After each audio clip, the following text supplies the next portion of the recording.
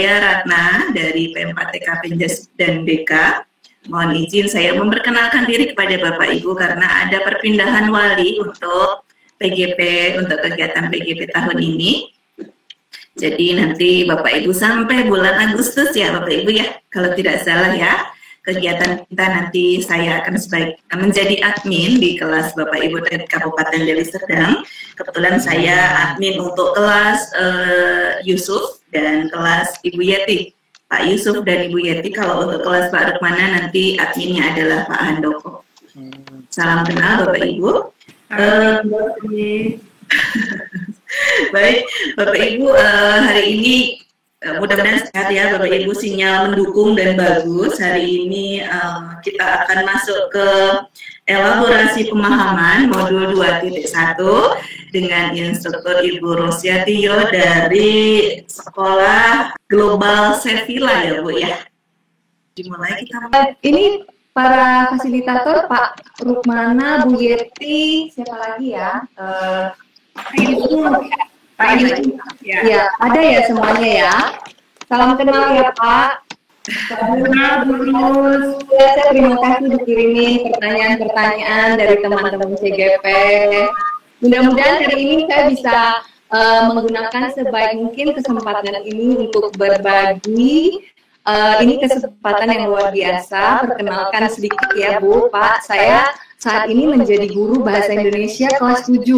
Sudah 2 tahun kebetulan jadi guru bahasa Indonesia karena saya berkesempatan menulis buku waktu itu namanya Buku Menjadi Indonesia dari Mentari, dan akhirnya memang karena saya sangat mencintai bahasa Indonesia, bahasa pemersatu kita. Kalau saya nggak bisa berbahasa Indonesia, saya tidak mungkin bisa ketemu Bapak Ibu. Jadi kemudian saya menerima tugas menjadi guru bahasa Indonesia dan akhirnya saya sangat menikmatinya. Semoga saya bisa berbagi dari pengalaman itu. Dan saya juga menjadi guru pendidikan karakter building dari tingkat kelas 7 sampai kelas 12. Ya, Bapak Ibu, saya ingin membagikan pertama-tama tentang apa sih yang Bapak Ibu tahu tentang tujuan dari modul ini. Sebenarnya ini refresh aja ya, karena sama seperti pembelajaran sebelum semua pembelajaran, kalau kita ingin mulai kita perlu menjelaskan tujuannya. Sama juga ketika kita dengan murid kita, kadang-kadang bahasanya perlu kita sederhanakan supaya anak-anak juga mengerti tujuan pembelajarannya. Ini kilas balik, tujuan pembelajaran modul 2 itu adalah mengimplementasikan pembelajaran berdiferensiasi untuk mengakomodasi kebutuhan belajar siswa yang berbeda, dan ini yang sepanjang masa ya Bu, kita juga dapat menjadi teladan bukan hanya di lingkungan sekolah kita, tapi juga di lingkungan sekitar dengan melakukan praktek-praktek reflektif. Dan juga lewat modul ini kita berharap Bapak Ibu bisa mendemonstrasikan, bisa menampilkan apa sih yang Bapak Ibu pahami tentang pembelajaran diferensiasi dan juga alasan mengapa itu harus dilakukan di kelas Bapak Ibu, di sekolah Bapak Ibu ya. Dan kemudian juga bisa melakukan pemetaan kebutuhan belajar murid yang berbeda, menganalisis penerapan 3 strategi diferensiasi. Jadi kita bisa juga melihat dengan kondisi yang ada, dengan tujuan pembelajaran yang ada, bagaimana kita melakukan diferensiasi. Dan kita dapat mengimplementasikan dalam konteks pembelajaran di sekolah atau di kelas kita sendiri.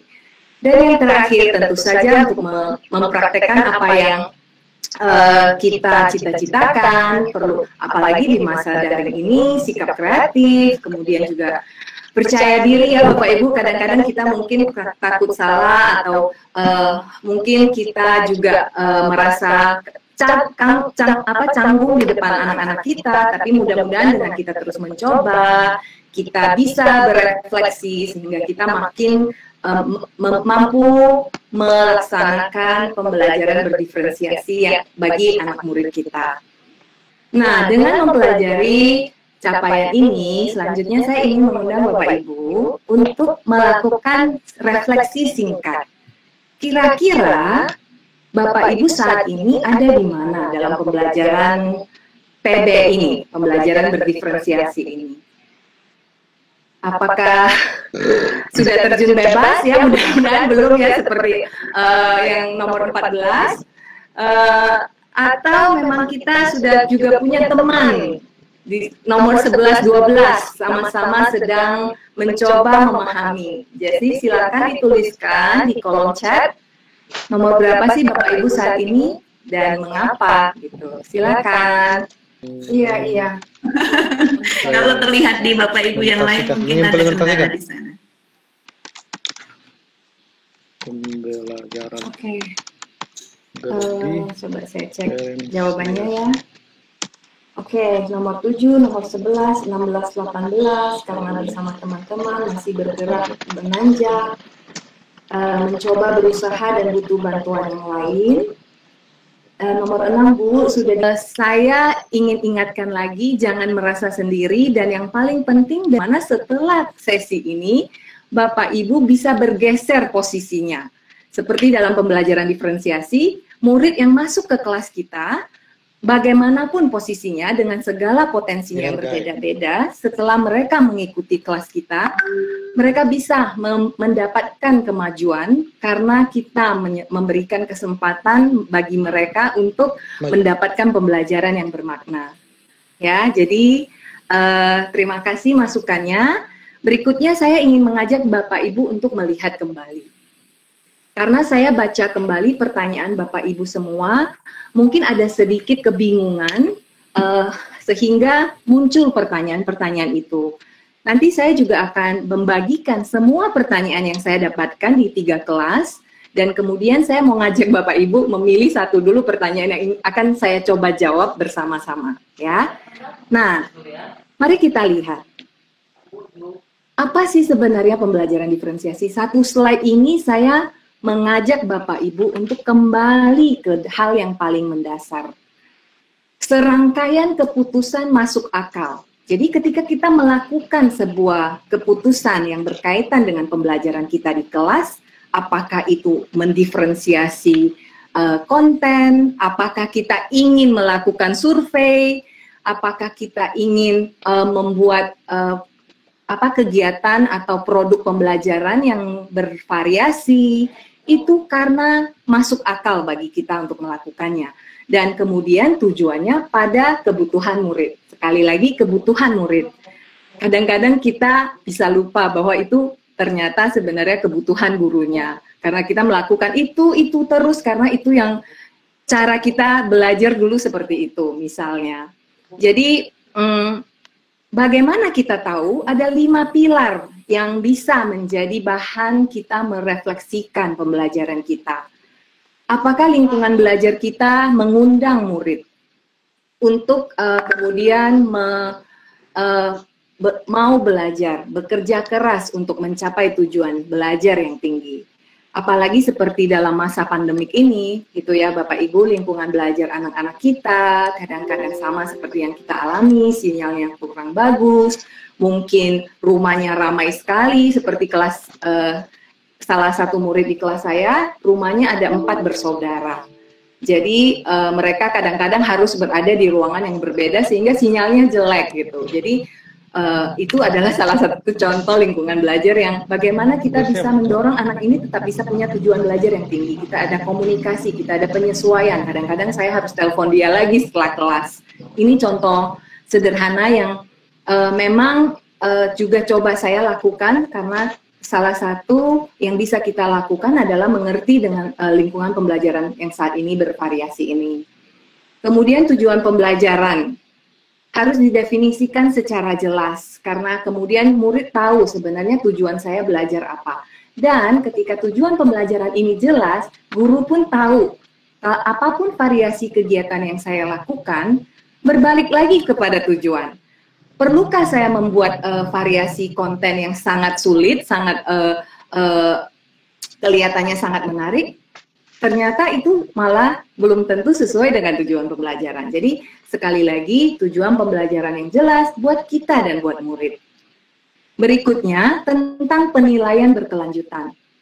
Kenapa di sini ada kata berkelanjutan? Kadang tanpa sadar penilaian menjadi semacam penghakiman, semacam tugas bagi kita sebagai guru. Yang penting sudah ada nilai untuk diisi ke rapor. ya. Atau yang penting saya sudah mengerjakan tugas saya bahwa minggu ini harus ada tes gitu. Padahal sekali lagi ini juga hal yang menjadi tantangan kita bersama ya Bapak Ibu, bagaimana sebenarnya menilai murid itu untuk tahu apakah saat ini anak-anak murid kita ada di posisi mana, sehingga kemudian kita mencoba sebaik mungkin dengan cara memikirkan bagaimana pembelajaran kita berikutnya. Apakah kita harus menyesuaikan materi kita, apakah kita perlu apalagi dengan masa daring ini, apakah kita perlu menurunkan, mengurangi konten, tapi kita fokus kepada tujuan yang penting untuk anak-anak kita kuasai selama pembelajaran ini. Berikutnya adalah tentang kebutuhan belajar murid. Dulu kita tidak terlalu ngerti, yang penting kita tahu bahwa kebutuhan murid adalah datang ke sekolah. Kalau dia sudah datang ke sekolah berarti cukup gitu ya, dia tidak absen gitu. Tapi apakah pembelajaran kita ini juga melihat kebutuhan siswa, misalnya ada faktor-faktor minat, ada faktor-faktor profil belajar, ada faktor juga kesiapan mereka. Kesiapan dalam arti mungkin sangat luas ya, tapi kesiapan bisa artinya anak ini sama sekali tidak bisa mengerti bahasa pengantarnya. Misalnya ya, ada anak-anak yang sangat lambat dalam mencerna teks gitu. Bisa saja teks yang sama, tapi sudah lebih sederhana untuk anak-anak tertentu. Bahkan kalau di tempat saya ada anak-anak yang mungkin campur ya keluarganya, mereka boleh menggunakan kamus. Jadi semacam hal-hal semacam ini menjadi perhatian kita sebagai guru. Semaksimal mungkin anak-anak kita dapat mendapatkan pembelajaran yang bermakna, pengalaman belajar yang relevan.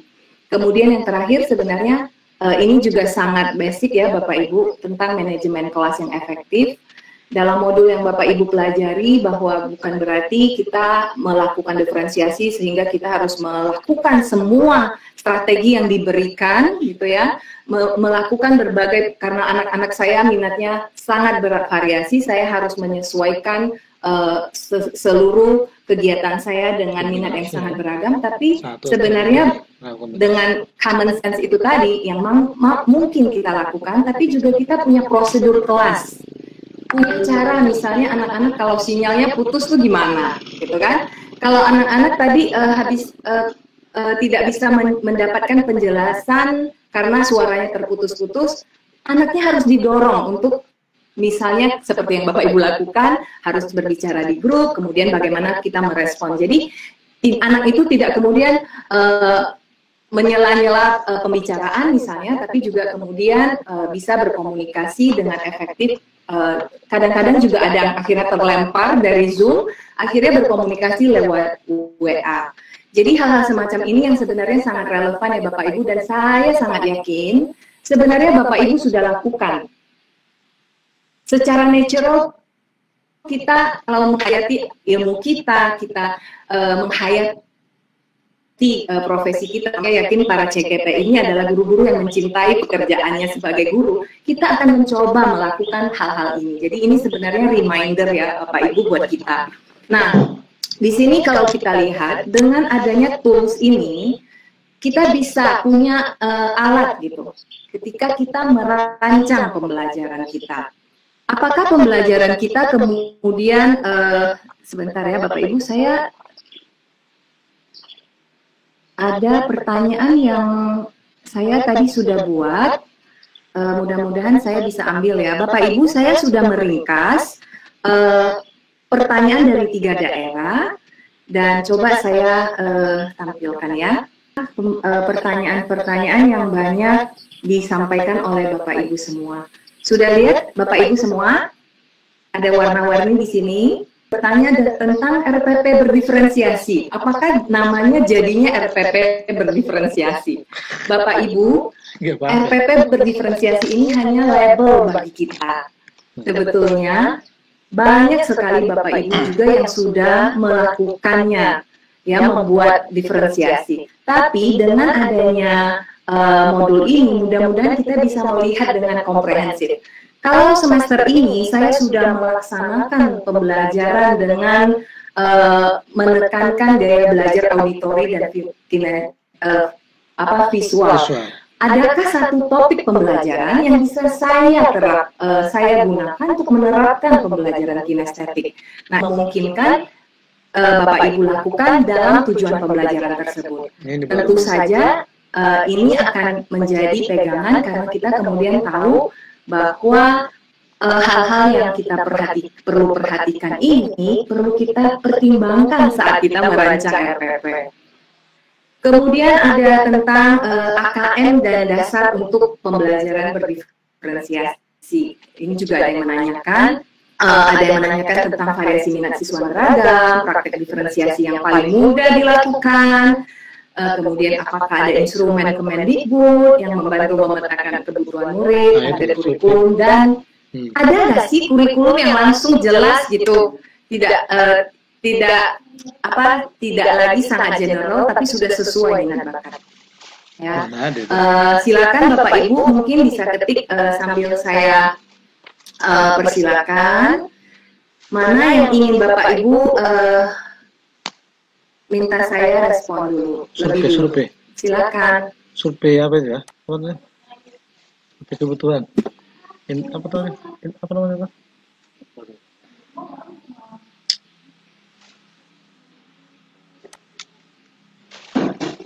Instrumen. Yang duluan ketik, saya bacakan pertanyaannya dulu ya. Silakan diketik di chat room. Untuk waktunya 1 menit ya Bapak Ibu. Kebutuhan.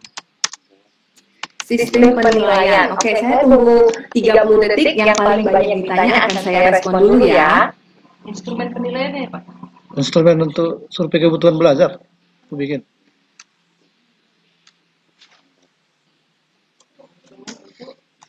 Survei kebutuhan belajar. Apa sih pemetaan kebutuhan belajar kan? Oke, terima kasih. Saya akan fokuskan kepada pertanyaan penilaian ya Bapak Ibu ya.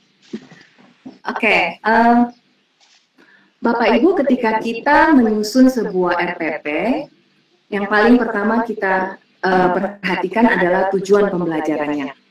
Ya, kemudian kita akan menjawab pertanyaan, bagaimana kita mengembangkan penilaian, ya tentu saja bagaimana mengembangkan penilaian untuk bagaimana mengembangkan penilaian itu tahu bahwa anak kita sudah mencapai tujuan itu. Misalnya, kalau saya mau mengajar anak-anak mampu mampu memaparkan informasi sesuai dengan mampu memaparkan informasi dalam teks narasi sejarah. Berarti dia harus tahu yang namanya informasi harus diuraikan apa, mengapa, kapan, di mana. Ketika kita membuat tujuan pembelajaran seperti itu dan diturunkan lagi kegiatannya, anak-anak bisa menulis cerita, membaca cerita yang berkaitan dengan olahraga, berkaitan dengan kegiatan di daerahnya, misalnya kalau di daerah kan ada juga festival-festival ya Ibu, ada event-event peristiwa-peristiwa bersejarah yang tidak harus pada masa lalu sekali, tapi ada kejadian-kejadian bersejarah yang terjadi saat ini. Kita juga tahu misalnya bencana, gitu ya, itu juga sebuah hal yang bisa menjadi informasi konten yang kita gunakan untuk menyampaikan tujuan pembelajaran ini. Setelah itu kita akan merancang kegiatan dan apa produknya, bagaimana kita bisa menilai. Bapak Ibu, di sini kita perlu kemudian mempunyai rubrik. Kita perlu mempunyai rubrik untuk menilai. Misalnya ada anak-anak murid yang mengerjakan PowerPoint, tapi ada anak-anak yang mengerjakan video misalnya. Dalam kedua materi atau produk tersebut pun, kita tetap harus kembali lagi ke tujuan pembelajaran. Apakah videonya ini sekedar video yang seru gitu ya, karena sekarang ada banyak apps gitu ya, tapi tidak jelas informasinya. Informasi tentang apa, mengapa, kapan, bagaimana, tidak ada dalam video itu. Sehingga kita akan melihat ini kemudian tidak mendapat nilai yang baik gitu ya. Tapi pun kalau ada anak yang hanya mengerjakan PPT, tapi kemudian informasinya lengkap, dia bisa menjawab elemen-elemen tentang teks narasi sejarah yang secara lengkap, tentu saja nilainya lebih baik gitu. Tapi kemudian mungkin ya Bapak Ibu, kita melihat anak yang sudah mengerjakan videonya, benar-benar mau belajar hal baru, berusaha keras, mungkin itu kemudian di penilaian sikap. Tapi itu perlu jelas bahwa proyek ini juga akan menilai keterampilan kalian, keterampilan bahasa misalnya, dari tadi soal menguraikan informasi, tapi juga penilaian sikap gitu. Nah, ini kemudian rubrik ini akan membantu kita untuk menjadi adil, Bapak Ibu. Kadang-kadang kita merasa, aduh membuat rubrik ini susah gitu. Tapi sebenarnya kita bisa cari di internet. Kayak kemarin karena ada pertanyaan soal penilaian produk ini, saya cari di internet. Ada memang rubrik tentang penilaian PPT, ada penilaian video gitu. Kalau misalnya kita pelajaran bahasa Indonesia, kita mungkin tidak terlalu penting menilai bagaimana kualitas suaranya, suara musiknya misalnya ya, pemilihan musik misalnya. Tapi kita misalnya apakah fontnya jelas sehingga informasinya jelas. Nah, hal-hal seperti itu yang harus dituangkan secara jelas di dalam rubrik kita. Bapak Ibu tentu saja kalau kita kerjain sendiri, kadang-kadang kita kewalahan. Tapi sekali lagi ada banyak sumber yang kita bisa cari. Kalau kita sudah tahu kebutuhan kita apa, kita cari di internet, kita bisa menggunakannya. Cukup jelas nggak ya Bu tentang penilaian? Cukup jelas Ibu. Oke.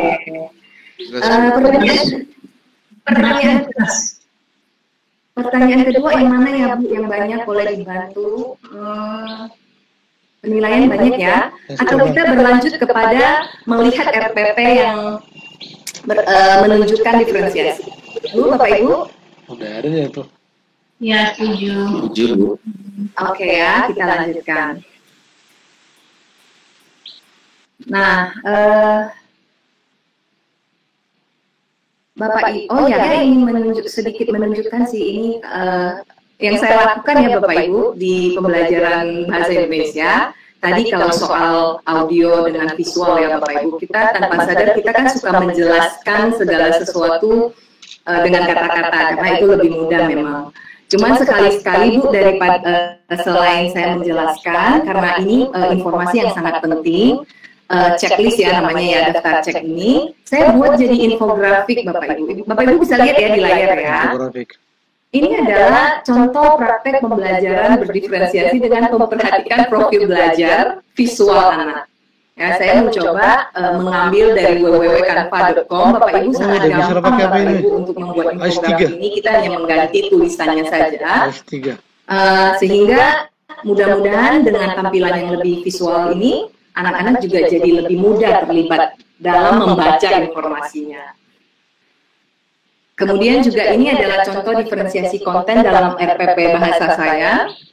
Ini menarik Bapak Ibu, ketika kita belajar teks deskripsi harus mendeskripsikan objek, ternyata ketika saya minta anak-anak mendeskripsikan sekolah, karena menurut saya itu paling mudah atau paling awal ya untuk menjelaskan sebuah objek dengan struktur teks deskripsi. Mereka harus menjelaskan gambaran umum, gambaran khusus di sekolah itu, kesannya apa. Ternyata kan ada anak-anak saya yang tidak pernah lihat sekolahnya secara khusus, karena mereka baru bergabung dengan sekolah kami di kelas 7 ini gitu. Jadi saya kemudian menyesuaikan konten informasinya menjadi objek tentang rumah. Kalau Bapak lihat, Ibu lihat di sini ya, ada dia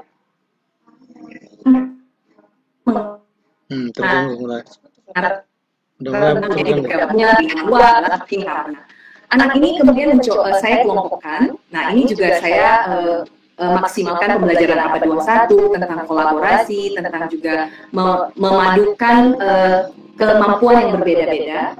Di kelompok ini ada anak campuran Filipin dan lokal. Jadi anak yang Filipin dan lokal ini dia bisa mengekspresikan dirinya dengan membuat PowerPoint-nya. Tapi juga anak lain yang kemampuan bahasa Indonesianya lebih baik, dia bisa merevisi teks yang dibuat oleh salah satu anak baru yang kebetulan dia secara lisan, bahasa lisannya sangat aktif. Jadi anak ini sering sekali tidak keluar dulu dari kelas setelah jam pelajaran saya, karena dia suka bercerita. Nah, tapi untuk menulis dia sulit gitu. Jadi di dalam proyek ini ternyata saya lihat mereka saling melengkapi Bapak Ibu. Ini menjadi masukan juga buat saya ketika nantinya suatu saat saya ingin menggabungkan kelompok. Mereka tetap bisa belajar tentang teks deskripsi, apa saja yang diperlukan dalam informasi teks deskripsi, dengan kelebihan mereka masing-masing. Bapak Ibu, saya ingin ajak Bapak Ibu untuk melihat sebuah RPP. RPP ini kan singkatannya dari rencana ya, rencana pelaksanaan pembelajaran. Tentu saja sangat mungkin berubah. Ada banyak pertanyaan, kalau saya sudah merancang RPP, kemudian berubah bagaimana? Nah, sekali lagi kita sama-sama ingat kembali, sebenarnya RPP kan memang rencana. Jadi ketika kita mendesain sebuah RPP, yang kita bayangkan adalah ini bermakna tidak buat murid. Dengan jam yang sangat terbatas saat ini, kita ingin dalam 1 jam pelajaran, anak-anak ini mendapatkan pengalaman yang bermakna. Disitulah kemudian pembelajaran berdiferensiasi ini kita lakukan. Ini adalah contoh RPP yang mencoba melakukan diferensiasi konten sesuai dengan minat dan diferensiasi produk. Ini adalah karya dari salah satu rekan CGP di Bali. Ya, kami ambil sebagai contoh. Nanti di akhir diskusi kita tentang RPP ini, saya ingin mengundang Bapak Ibu untuk memberikan saran. Kira-kira dengan tujuan pembelajaran seperti itu, apa diferensiasi yang bisa kita lakukan? Ya, kalau misalnya Bapak Ibu sudah setuju dengan yang dilakukan, kira-kira apa yang masih bisa diubah sedikit atau ditambahkan? Nah, inilah RPP-nya. Ini adalah untuk kelas 5 SD, ya, mempelajari informasi penting dari teks narasi sejarah. Oke, Bapak Ibu mungkin lihat di sini. Ibu kita ini coba memetakan minat pembelajarannya. Kalau tidak salah, ini adalah salah satu contoh yang ada di dalam modul. Jadi mungkin ini menjadi acuannya ya. Jadi kalau minat itu berdasarkan bidang pelajaran. Padahal belum tentu Bapak Ibu ya, bisa juga ada minat yang lain ya. Misalnya ya Bapak Ibu, kalau narasi sejarah bisa juga langsung berkaitan dengan tema-tema yang mereka sukai, ya, tidak tanpa sadar memang kita tidak harus pusing dengan minat apa, apakah harus dikelompokkan menjadi 3, bisa juga kita minta anak-anak tuliskan dulu, ya, apa sih kalau kita ingin baca sejarah, kalian ingin tahu peristiwa apa, misalnya, kemudian anak tuliskan dan di situ kita bisa kemudian voting, oke, kali ini kita akan fokus pada sejarah ini ya, lain kali kita akan coba yang lain, jadi kita mencoba voting dengan menjajaki minat anak-anak. Setelah itu, anak-anak bisa kita berikan kesempatan untuk mencari informasi yang berkaitan dengan tujuan pembelajaran ini. Sekali lagi, Bapak Ibu, kita bisa lihat di sini, guru kita ini mencoba membuat diferensiasi proses ya. Jadi memang caranya ada yang berkelompok, ada yang kemudian mencari sejarah lagu wajib sendiri individual gitu ya. Tapi memang yang di sini Bapak Ibu ya, tentang sains ini sepertinya agak rancu ya. Kalau kita lihat di sini peristiwa bersejarahnya tidak jelas ditekankan di sini, sehingga mungkin agak sedikit dipaksakan. Jadi sebenarnya pun kalau Ibu ini ingin mencoba diferensiasi proses berdasarkan minat, cukup olahraga dan kesenian juga tidak apa-apa, ya, jadi tidak perlu dipaksakan. Dan kemudian setelah mereka mencari informasi tersebut, mereka kemudian menuliskan jawaban tentang apa, di mana, kapan, mengapa, dan bagaimana. Setelah itu, guru ini menyarankan supaya ada diferensiasi produk di situ. Ya, mereka bisa mempresentasikannya apakah dalam tulisan, dan sekarang pun tulisan tidak hanya menulis di kertas ya Bapak Ibu, mereka bisa juga tulis di kertas atau di Word. Kalau kemudian mereka bisa mempresentasikannya dalam bentuk voice note gitu ya, bisa juga dalam bentuk rekaman. Jadi ini adalah contoh variasi note. Bapak Ibu, saya persilakan adakah komentar atau masukan untuk RPP ini? Silakan, nanti kalau ada tuliskan di chatroom, saya akan undang Bapak Ibu untuk bicara ya. Ada dibimbing untuk menyanyikan lagu, cuma satu kelas ada bernyanyi, ada mencari lagu. Ada yang mau berbicara langsung saja, mungkin lebih gampang. Ada yang mau menambahkan? Bapak Ibu, silakan. Saya Bu. Maaf Bu, Saya Bu. Leni ya. Oh. Ibu dari tadi slide-nya belum terganti Bu, RPP-nya belum nampak Bu. Atau saya yang salah di sini Bu? Yang lain sudah bisa lihat? Udah Bu. Sudah ya? Sudah. Udah Bu. Oh, Maaf ya Bu, nanti saya kirimkan lagi ya Bu. Bu, kita dengarkan dulu dari pendapatnya Pak Noma ya, Pak Noma ya. Silakan Pak Noma. Jahinoma Bu. Iya, Jahinoma. Silakan Pak. Kalau saya Bu tidak salah tadi ada di situ kalau yang disuruh siswa itu bernyanyi. Ya Bu ya. Ada yang membaca sejarah. Bagaimana cara mempraktekkan itu Bu di kelas? Kalau ada yang bernyanyi kan jadi kacau itu kelasnya Bu. Makasih Bu. Ya, dimasukkan memang ya. Iya Bu. Sebenarnya kalaupun minta menyanyi kelasnya akan jadi ribut ya Bapak ya. Iya. Betul Bu. Sekali. Jadi sebenarnya yang bisa dilakukan adalah teks narasi ini kan berkaitan dengan peristiwa ya Pak. Sebenarnya kesenian ini kan banyak ya Pak. Mungkin di daerah masing-masing juga ada banyak festival kesenian budaya yang menjadi referensi untuk mengedukasi sejarah. Misalnya ada festival Ludruk, festival Banyuwangi, banyak sekali festival kesenian daerah yang bisa menjadi bahan bacaan juga Ibu. Iya Bu. Bapak. Oke Bu, terima kasih Bu. Jadi ini bisa memang bisa kita koreksi. Terima kasih masukannya Pak. Iya, sama-sama Bu. Ada lagi?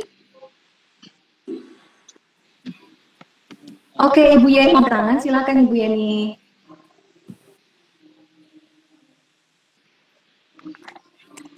Oke, baik. Kedengaran ya Bu? Iya, kedengaran. Oke. Tadi yang saya komentari, tadi itu kan ada diferensiasi konten. Jadi yang berminat olahraga maka tagihannya berupa mencari sejarah tentang olahraga. Kemudian yang minatnya kesenian, tagihannya berupa mencari lagu-lagu yang berkaitan dengan sejarah dan seterusnya. Jadi nanti sementara ketika misalnya ujian umum itu kan soal itu bukan hanya tentang olahraga saja, bukan hanya tentang kesenian saja. Sementara anak-anak tadi mereka hanya difokuskan sesuai dengan minatnya. Jadi seperti apa nanti Bu? Mohon penjelasan. Oke, baik Bu, terima kasih. Terima kasih. Pertama-tama Ibu, kan ini untuk kelas 5 SD ya Ibu. Jadi kalau kita lihat apa sih keterampilan, apa skill yang dibutuhkan? Sebenarnya kan kemampuan untuk mengambil informasi penting. Dan kalau itu dilakukan dengan artikel-artikel itu, sebenarnya itulah yang akan dinilai dalam asesmen kompetensi kita. Kita nggak penting topiknya apa, tapi anak mampu sebenarnya untuk memahami informasi penting. Tapi ketika dalam proses pembelajaran, anak-anak itu mulai dulu dengan sesuatu yang diminati, setidaknya itu akan membangun motivasi Ibu. Jadi ini bukan berarti salah satu-satunya cara dengan melibatkan atau memunculkan motivasi. Dalam kaitannya dengan olahraga, sebenarnya ini bisa misalnya sejarah Asian Games gitu. Karena kebetulan terjadi di Indonesia sehingga ada banyak sekali artikel yang bisa kita dapatkan gitu. Kalau saya ingat sekali ya, sebagai guru bahasa Indonesia mencari artikel yang berbahasa Indonesia itu susah sekali. Kadang-kadang bahasanya juga jadinya teksnya terlalu panjang.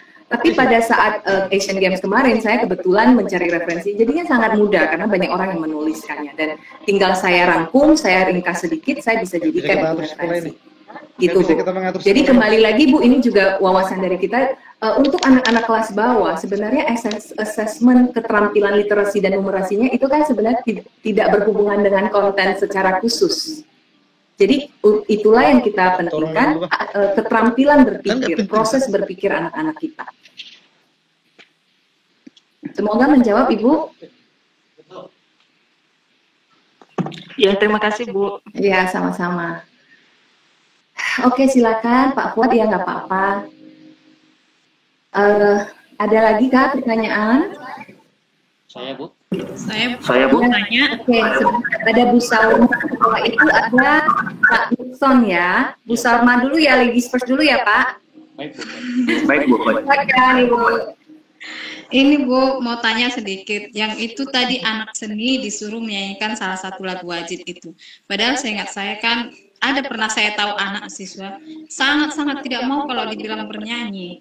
Jadi tapi dia pencinta seni juga. Misalnya dia suka menari, dia suka kalau itu gimana tuh Bu? Kalau misalnya kan dia seni tapi yang suruh itu menyanyikan lagu. Kalau bernyanyi dia sama sekali nggak mau Bu. Gimana? Asik. Ibu Salma, sebenarnya itu sudah perlu kita ralat bersama ya. Pilihan bernyanyi itu kurang nyambung sebenarnya dengan memahami teks narasi sejarah sebenarnya. Kalaupun akhirnya yang lebih relevan mungkin adalah yaitu tadi narasi sejarah peristiwa kesenian dan budaya di daerah setempat, Bapak Ibu. Itu langsung lebih relevan dengan tujuan pembelajarannya gitu. Mungkin kalau misalnya anaknya ingin mencari referensi tentang lagu wajib, itu dia nggak perlu nyanyi ya Bu, cukup cari di YouTube. Kemudian oke, lagu wajib Maju Tak Gentar, saya pengen tahu kenapa sih Chelsea Maju Tak sampai membuat lagu seperti ini gitu ya. Ya, bagus ya. Itu koreksi juga buat ibu kita teman Rili. Pak Nixon silakan. Ya, terima kasih Bu. Di tujuan pembelajaran dikatakan murid dapat memaparkan informasi penting dari teks dengan menggunakan aspek 5W tambah 1H. Masuknya kepada nyanyi kan Bu ya tadi. Jadi bagaimana kita menyeragamkan itu dalam rangka kesenian, pengetahuan sains dalam waktu yang terbatas untuk mencapainya itu Bu, bagaimana? Terima kasih. Dalam waktu terbatas untuk mencapainya itu Bu, bagaimana Bu? Terima kasih. Sampai dia. Iya, Bapak Ibu, itu kita sudah ralat ya. Kita ralat. Memang sebenarnya Bu, ini kan kalau kita apalagi online, Bapak Ibu, kalau dari segi waktu sebenarnya ini jadi sangat terbantu sih. Kita langsung bisa membagi. Kalau Bapak tanya saya variasi 3 variasi atau 2 variasi ini kita lakukan dalam bentuk pembelajaran daring, ini sangat mungkin dilakukan. Tapi maksudnya aktivitas ini tidak nyambung Ibu, Bapak. Karena memang tujuan pembelajarannya memahami teks, memaparkan teks narasi, harusnya aktivitasnya adalah betul membuat produk. Tadi udah benar ya Bu. Tapi untuk menjembatani yang mencari informasi, yaitu proses tadi, mungkin dia nggak perlu menyanyi, tapi yaitu meriset tentang festival seni budaya, artikel singkat yang kita berikan, gitu Bapak. Oke. Oke, Bapak Ibu, kita waktunya tinggal 20 menit. Saya lanjutkan lagi. Atau ada pertanyaan lain? Lanjut Bu. Ya Bu, saya Bu. Oke. Oh, ada yang mau bertanya lagi? Silakan. Si Nomi. Mungkin Bu sekali ya Bu ya. Nomi. Ya Bu. Ya, untuk tadi untuk kolom diferensiasi proses, apakah itu kolom untuk kebutuhan belajar peserta didik itu memang sudah olahraga, kesenian, dan satu lagi kita sebagai guru tidak boleh menambah konsol lain. Pertanyaan sana aja. Banyak minat orang, itu kan contoh ya. Jawabannya apa Bapak Ibu? Ada yang bisa kasih? Mungkin Ibu Dewi agak kurang bagus ya sinyalnya ya. Ada politik juga, politik. Itu yang pertanyaan dia mau bukan Dewi. Oh Ibu Nomi. Saya masih menunggu. Umum atau ke agama. Iya, Ibu Nomi, itu tentu saja bisa di kolom itu kan bisa. Bisa. Jadi misalnya peristiwa bersejarah di agama yang berbeda itu mungkin juga bisa jadi acuan menarik ya, Ibu Nomi ya. Iya, betul Ibu Nomi kan? Begitu Bu. Jadi maksud saya kalau untuk diskusi itu, iya Bu. Bisa ditambah. Ya, tidak harus dengan mata bidang studi Ibu. Jadi mungkin teman kita mengambil bidang studi karena itu contoh yang diberikan di modul. Kan di situ di ilmuwan yang sudah menetapkan 3 kolom. Ya, tidak harus begitu Bu Nomi, tidak harus begitu. Oke. Cukup jelas ya. Karena minat itu bisa seperti yang saya bilang tadi, kita berikan mereka untuk tulis aja. Oke, kalau kita bilang mau baca tentang sejarah, tuliskan sejarah yang ingin kamu ketahui. Bisa saja bervariasi sekali sesuai dengan anak-anak di daerah kita ya. Mungkin aja narasinya tentang bencana loh Ibu. Ya enggak? Jadi sebenarnya sekali mengetahui minat tidak harus dengan bidang studi. Oke, tadi ada Bu siapa lagi? Satu lagi ya, Bu Harahap, Bu Dewi ya. Ya Ibu sama Ibu Jalanti ya. Saya ingin bertanya, ini contoh yang diberikan ini kan SD kelas 5 ya Bu ya, RPP diferensiasi SD kelas 5. Nah kalau di tematik ya Bu ya, tema 1, 2, 3. Nah untuk di yang sudah SMP atau SMA dia kan sudah per bidang studi, per mata pelajaran. Nah berarti kita ada contohnya. Membuat kolomnya itu berdasarkan kan mata pelajaran bahasa Indonesia ya kan Bu. Berarti kalau saya bikin minatnya bisakah saya bikin kalau saya tulis itu kan volume aja ya. Iya betul.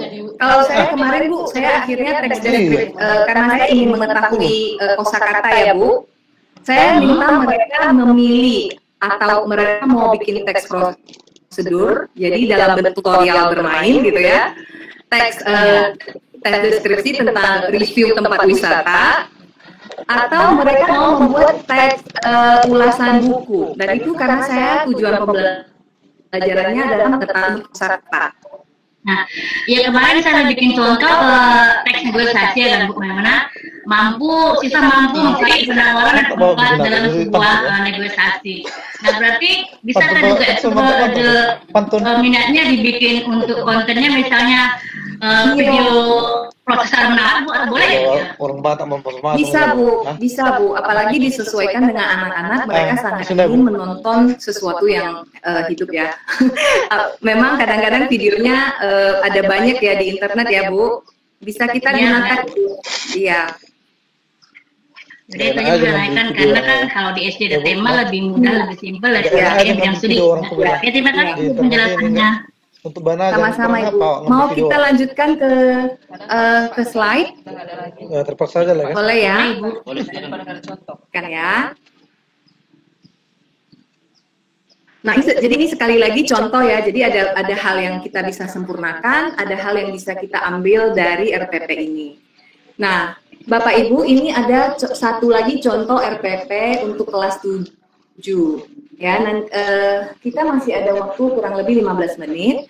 Tapi saya ingin tekankan di sini Bapak Ibu bahwa RPP itu sebenarnya sama dengan RPP pada umumnya. Tapi karena ini dibuat untuk dibaca oleh orang lain, jadi kesannya RPP-nya panjang sekali Bapak Ibu. Tapi bagi Bapak Ibu, Ibu tentu tidak perlu menulis sepanjang itu, gitu ya.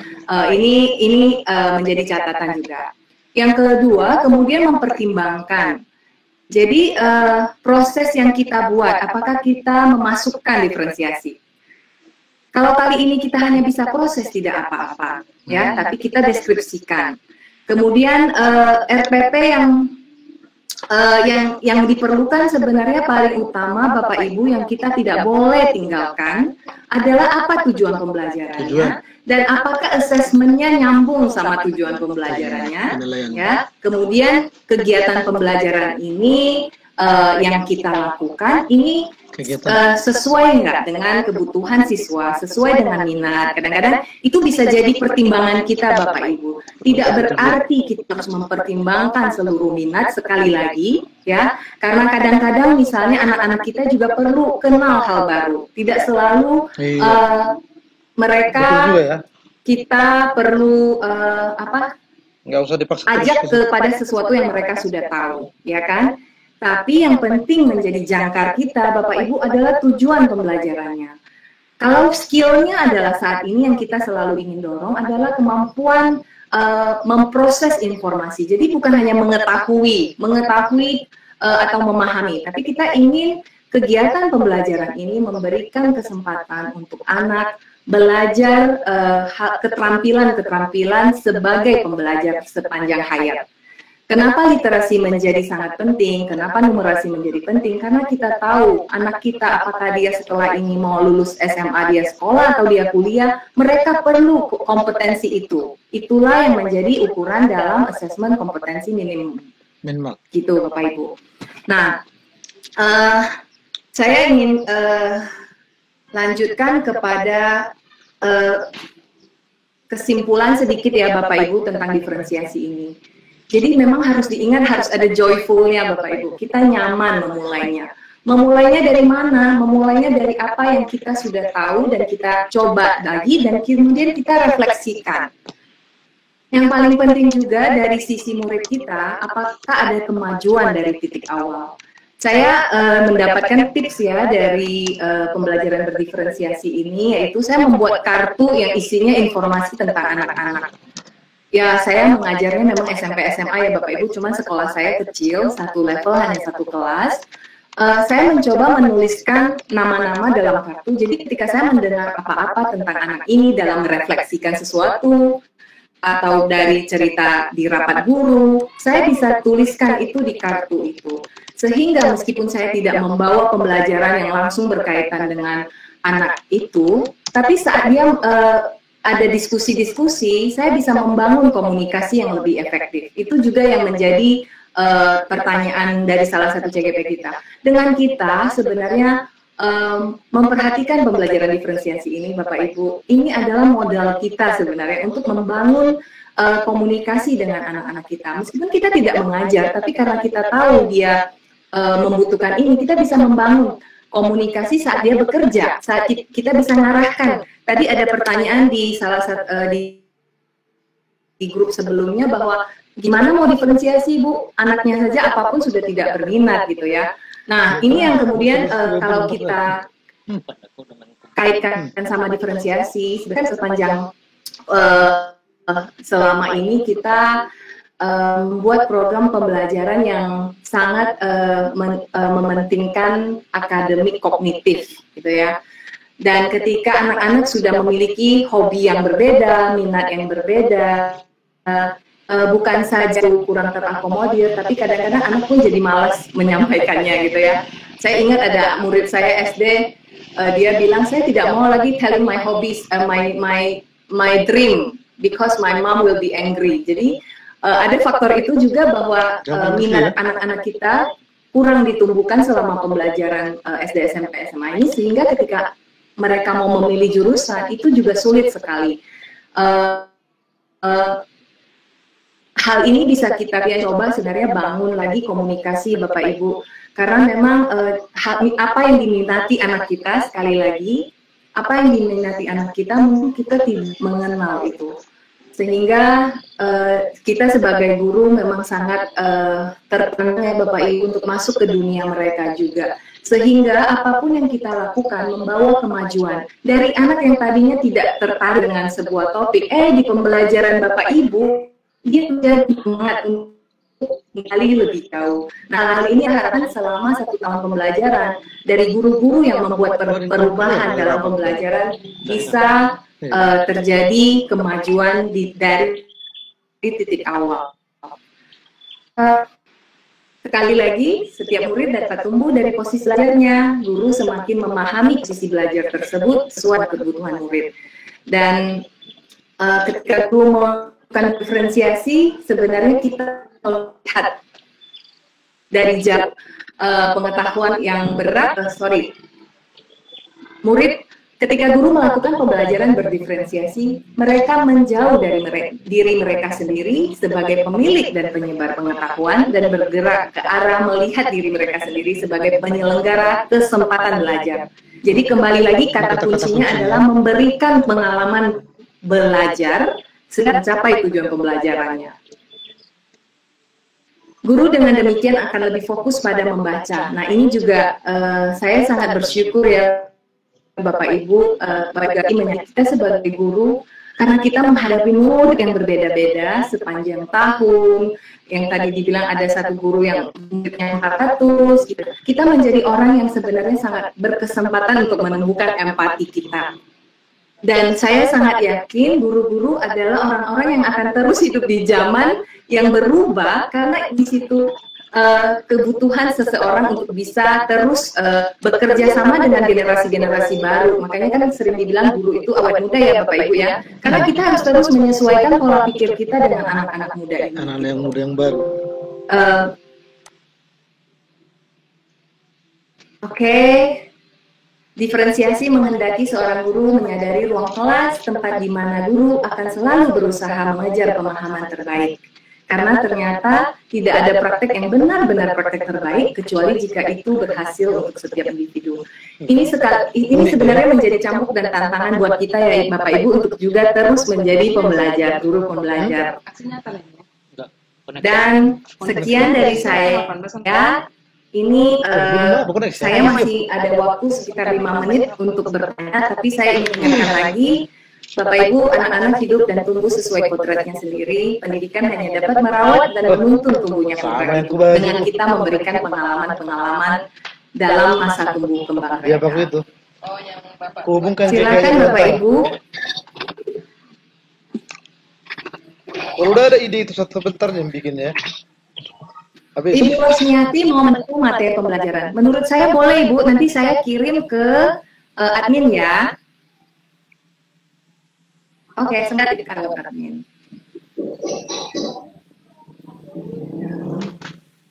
Bapak Ibu mau melihat RPP yang kelas SMP tidak? Boleh, Bu, boleh. Boleh. Perlu nggak? Perlu. Di-share aja nanti Bu, di-share. Di-share di grup. Kalau bisa Bu. Boleh. Ini ada di dalam slide ini Bapak Ibu nih. Saya klik ya. Bisa kita klik, jadi nanti langsung kebuka di slide. Setahu saya ini sudah dibagikan juga kepada Bapak Ibu ya, lewat fasilitator. Udah itu semua kita. Jangan dikasih tahu. Nah, Bapak Ibu ya. Jangan dikasih tahu ya. Itu pelajaran matematika kelas 7. Udah bagus. Murid dapat mengidentifikasi dan memberikan bilangan bulat dengan tepat. Murid dapat membandingkan bilangan bulat untuk mengurutkan bilangan bulat dengan tepat. Murid dapat menggunakan bilangan bulat. Jadi ada caranya Pak ya, mengidentifikasi, membandingkan dan menggunakan. Kemudian kalau kita lihat di sini jelas sekali ya kegiatan awal rutinnya bagaimana. Coba mencari informasi tentang anaknya. Nah, di sini ada diferensiasi proses, kita lihat. Oke, sebentar ya Bapak Ibu. Di kegiatan 2 ini, guru mencoba untuk mendiferensiasi pembelajaran dengan memvariasikan kegiatan yang mengakomodasi gaya belajar. Bapak Ibu bisa lihat, muridnya disuruh berdiri berjejer, ya kan? Berikan murid 2 bilangan, letakkan salah satu bilangan tersebut di dalam garis bilangan. Minta salah satu murid untuk menempatkan di mana angka minus 6 harus diletakkan. Jadi mereka berdiri di garis yang mengandung jarak dan murid harus memasukkan nomor. Ini adalah contoh kegiatan kinestetik Bapak Ibu, ya. Kemudian di sini juga ada diferensiasi proses, Bapak Ibu bisa lihat di sini. Di kegiatan 3 ini, guru dapat mengelompokkan siswa berdasarkan pemetaan kebutuhan. Siswa yang perlu mendapatkan lebih banyak dan Tuan dapat ditempatkan dalam satu kelompok. Kelompok ini akan berdiskusi dengan difasilitasi guru. Kalau saya di Zoom, Bu, saya letakkan mereka di main room. Jadi anak-anak yang sudah bisa bekerja dengan mandiri itu saya masukkan ke dalam Zoom breakout room-nya. Atau kalaupun mereka nggak bisa breakout room, mereka bisa teleponan diskusi lewat WA, Ibu. Jadi mereka saling membantu di dalam kelompok itu. Sementara murid yang perlu bekerja dengan gurunya bisa tetap menjadi fokus kita. Nah, yang paling penting Bapak Ibu, kadang-kadang setelah selesai pembelajaran ini, kan ada pertanyaan tuh, apakah anaknya dikasih lagi soal-soal? Kembali lagi, apakah soal-soal itu membantu anak untuk semakin memahami tujuan pembelajarannya? Kalau anak ini sudah sangat menguasai tujuan pembelajaran yang ingin dicapai, sebenarnya kita bisa memberikan kegiatan-kegiatan diferensiasi Bapak Ibu. Ada beberapa ide yang saya taruh juga di PPT ini, seperti contoh, guru punya satu box tulisan A sampai Z. Anak-anak kemudian misalnya dia ngambil satu kata B misalnya. Kemudian minta dia menjelaskan hal yang dia ketahui dari pembelajaran hari ini. Misalnya B. Nah, di situ ada eksplorasi lebih lanjut. Apakah itu kemudian kemampuan menjelaskan, kemampuan untuk menghubungkan pembelajaran dengan hal yang lain, dengan minat dia, itu menjadi kegiatan yang lebih bermakna daripada kita sekedar anak yang sudah selesai, kita berikan lagi soal tambahan, gitu. Jadi ini ya Bapak Ibu, nanti Bapak Ibu bisa lihat contoh RPP diferensiasi yang dibagikan oleh kami. Terima kasih Bapak Ibu semuanya. Saya kira dari saya demikian dulu karena memang